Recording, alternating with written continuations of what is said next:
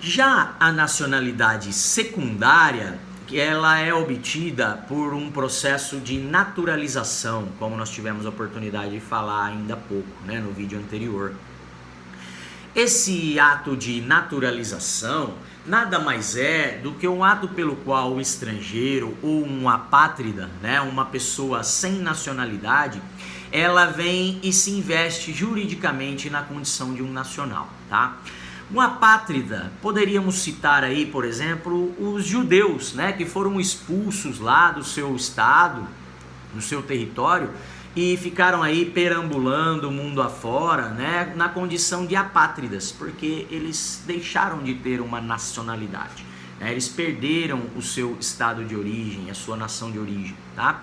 Então, um apátrida ou um estrangeiro, ele pode querer se investir na condição de um nacional, ele pode querer passar por um processo de naturalização, obtendo então aqui junto ao Estado brasileiro a sua nacionalidade, que no caso será secundária, ok?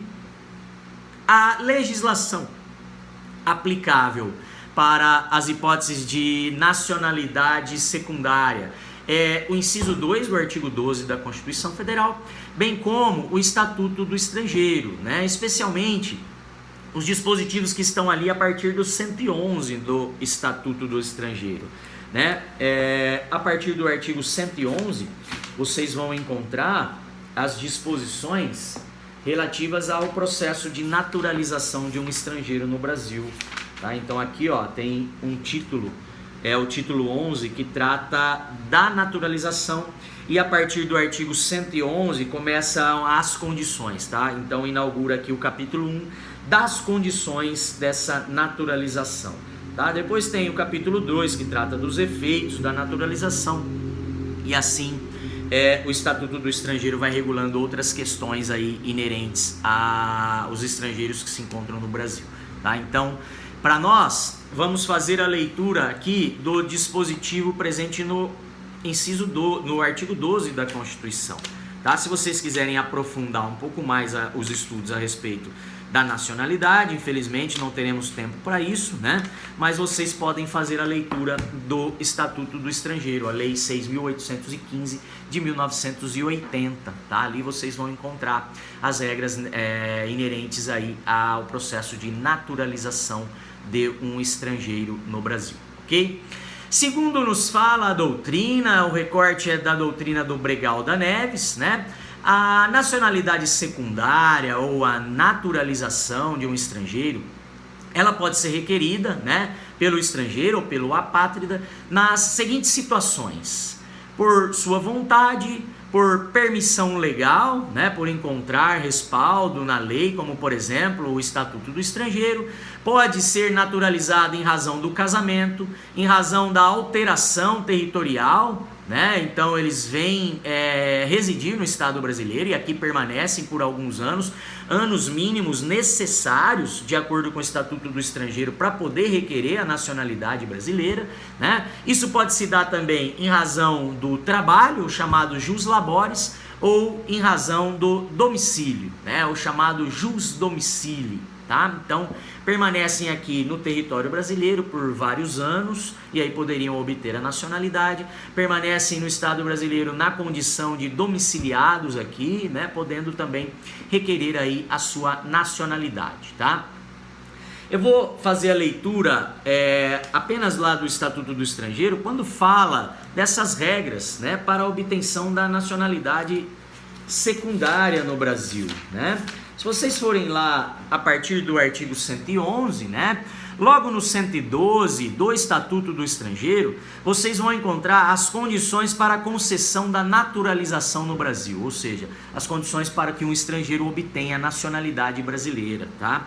Diz aqui que ele deve ter capacidade civil, ele deve ser civilmente capaz, deve ser sujeito dotado de capacidade civil, nos termos da lei brasileira, tá?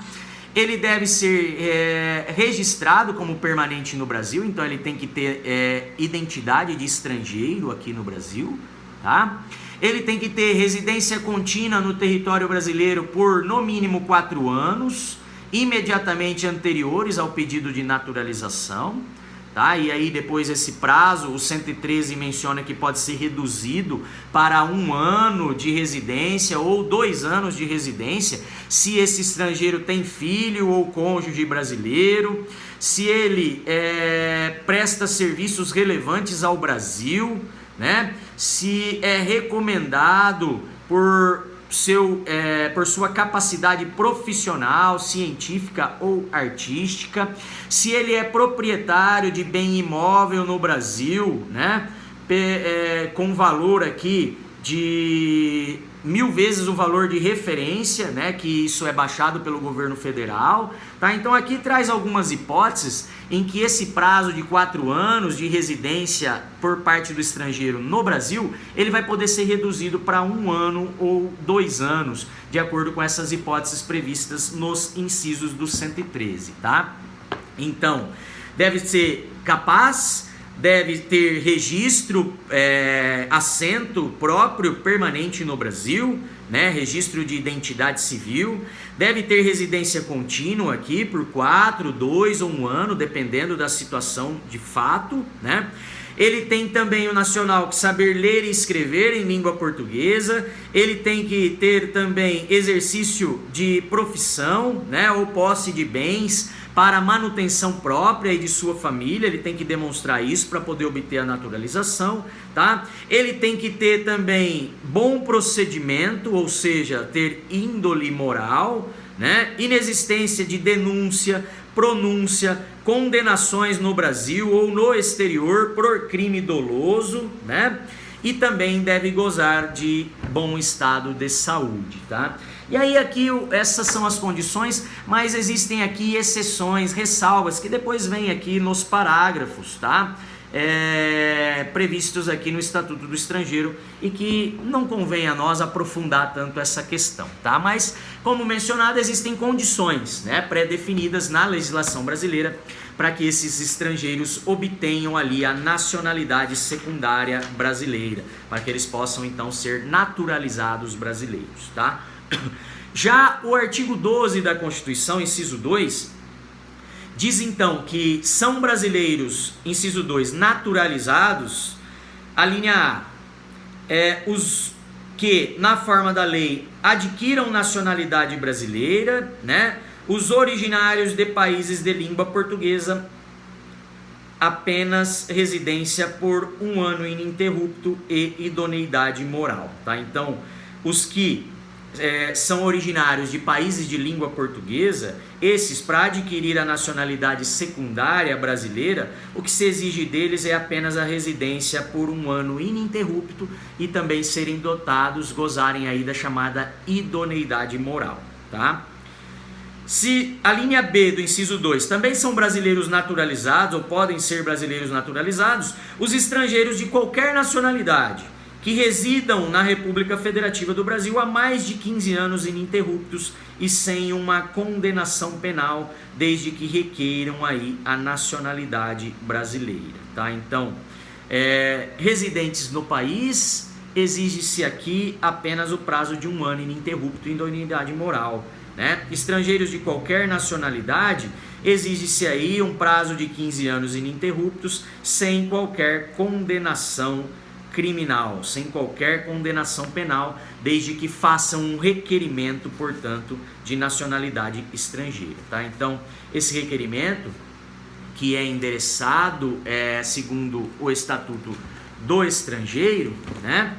Diz lá, a partir do artigo 111, como deve ser formulado esse requerimento de naturalização, né?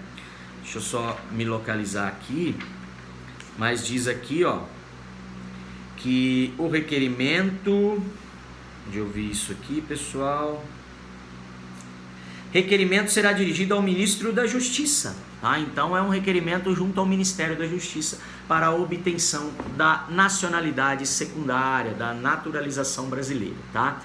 Temos que mencionar que os brasileiros natos e os brasileiros naturalizados, eles gozam dos mesmos direitos junto ao Estado brasileiro, exceto alguns direitos inerentes à ocupação de cargos que são considerados estratégicos no país. Isso está no mesmo artigo 12 da Constituição Federal, né? O artigo 12, no parágrafo 2º e 3º, menciona isso. Diz o parágrafo 2º que a lei não poderá estabelecer distinção entre brasileiros natos e naturalizados, salvo nos casos previstos nesta Constituição. O parágrafo 3º é o que fala dos casos ressalvados aí, então, onde os direitos entre brasileiros natos e naturalizados seriam diferentes com relação à ocupação de determinados cargos, né? Diz o parágrafo 3º que são privativos de brasileiros natos os cargos de presidente e vice-presidente da República, inciso 2, de presidente da Câmara dos Deputados, inciso 3, de presidente do Senado Federal, inciso 4, de ministro do STF, inciso 5, de membro de carreira diplomática, inciso 6, de oficial das Forças Armadas e inciso 7, de ministro de Estado da Defesa, tá? Então, esses cargos são privativos para brasileiro nato, tá? Exceto essas situações excepcionais, brasileiros naturalizados gozam dos mesmos direitos que brasileiros natos, ou seja, aqueles dotados então de nacionalidade primária no Brasil, ok? Essas são as questões que cumpríamos tratar quando falávamos aqui da nacionalidade, né?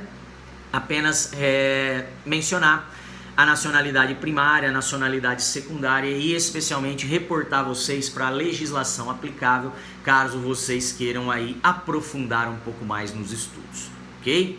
Falaremos então no próximo vídeo a respeito dos estrangeiros. Continuamos falando aí dos estrangeiros, mas não mais na obtenção da nacionalidade, tá? Nós vamos falar aí de outros direitos e deveres que eles têm junto ao Estado brasileiro, de acordo com a nossa legislação aplicável, ok? Obrigado por enquanto e até o próximo.